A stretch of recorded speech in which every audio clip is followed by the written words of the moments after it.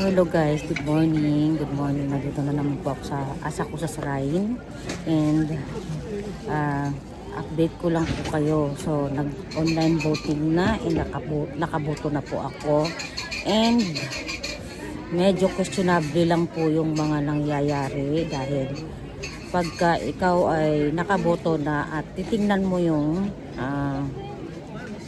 balota mo dito sa online, residente ka man o FW ka man dito, contract worker ka man o ano, so you need to vote or if you want to vote, nasa sayo yon. So ngayon, ito po yung nangyari sa akin 3 days ago na bumoto ako, and then medyo pahirapan din yung pagboto dahil hindi masyadong kumbaga mahirap pumasok, although siguro okay naman yun dahil siguro protection para hindi basta-basta ma-hack, or I don't know kung ganun ba yung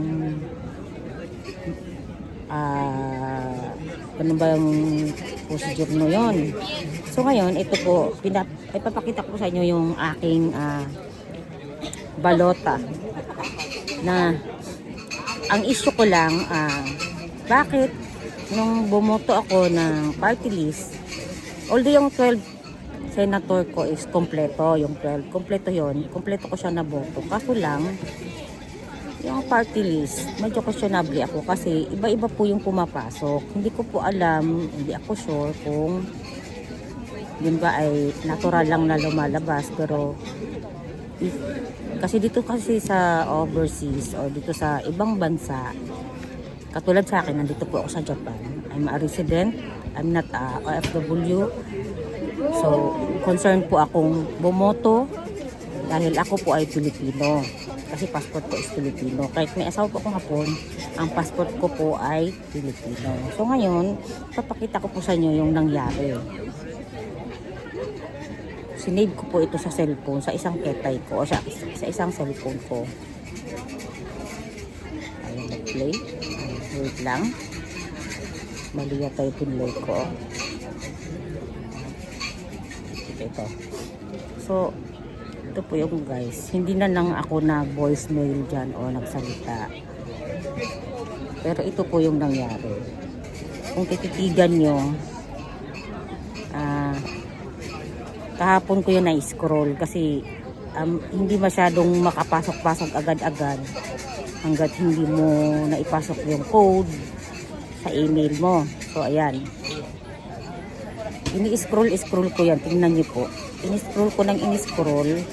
So, iba-iba po yung mga lumalabas. Tapos, iba-iba po yung mga code or whatever na mga password pa yan. Ano pa yan. Hindi ko masyadong mag-get whatever. Na iba-iba po yung pumapasok na party list dyan. Sa party list po yan na, na listahan sa balota ko.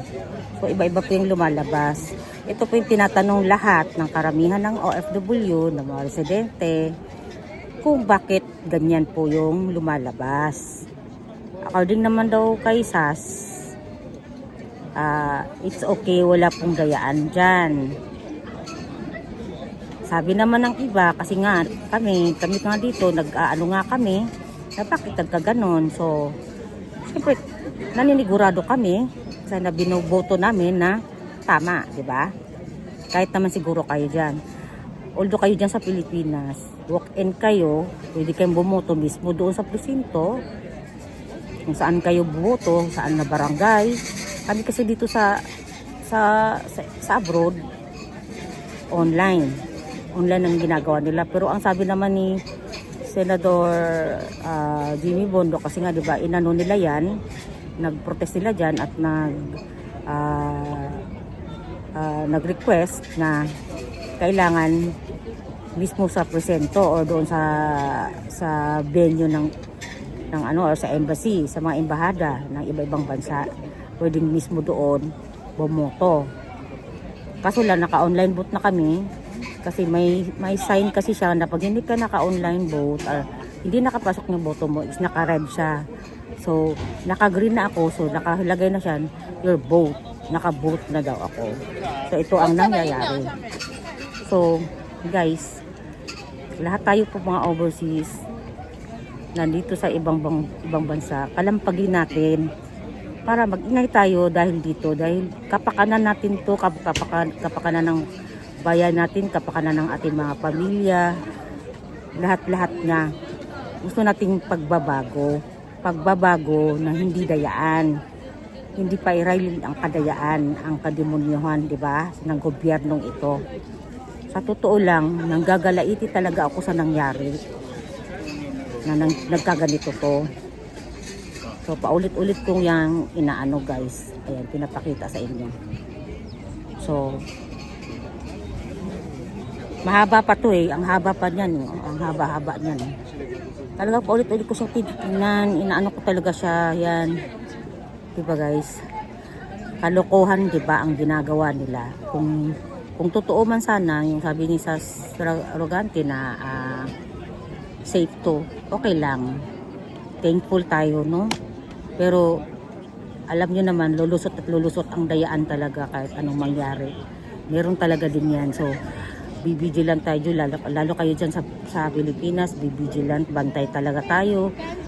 And kami dito, mag-iingat din po kami, lalo na sa pagboto ng online, para makasigurado po tayo na okay ang lahat. Kasi nakaka-stress this election, sa totoo lang, sa botohan na to.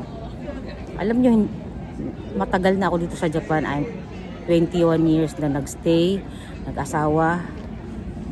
Alam nyo, hindi naman ako bumoboto talaga eh. Pero nung pagtakbo ng pagka-vice president ni Sara, nung una kay Tatay Digong, hindi ako nakaboto noon kasi hindi ako nakapag-registered noon. Kumbaga wala pa akong interest sa politika nung time na yon. Pero nung nakita ko yung gawa ni Tatay, yung resulta ng kanyang pamumuno, doon ako na-challenge. So, ay kailangan kong bumoto talaga pagka si Sara tatakbo. Although nabudol nga tayo, di ba? So, ito na naman again. So, nagkaroon ako ng interest. Nagkaroon ako ng yung bukal sa kalooban kong bumoto. Kasi nga, inisip ko, paano na yung pamilya natin, yung anak ko, yung magkakaroon ako ng apo, yung kinabukasan ng mga magiging apo ko, alam kong ganun. Tapos, hindi man nangyari ngayon yung mga binabago ng bagong lipunan na bagong walang kahiyaang lipunan ng gobyerno na kung ano-ano ang tinatanggal nilang mga privilege dapat ng mga Pilipino, di ba? Number 1 na yung PhilHealth talaga, nagagalait ako. Number 1 yan, yung PhilHealth na yan. Sa totoo lang. Yung PhilHealth talaga na yan. Matagal na yan na pinaglalaban natin. No? Sayang lahat ang effort natin kung hindi natin yan kalampagin. So guys, vigilant tayo, mag-ingay tayo, and God bless you Philippines, and bumoto po tayo ng straight PDP laban. Mabuhay ka, Duterte.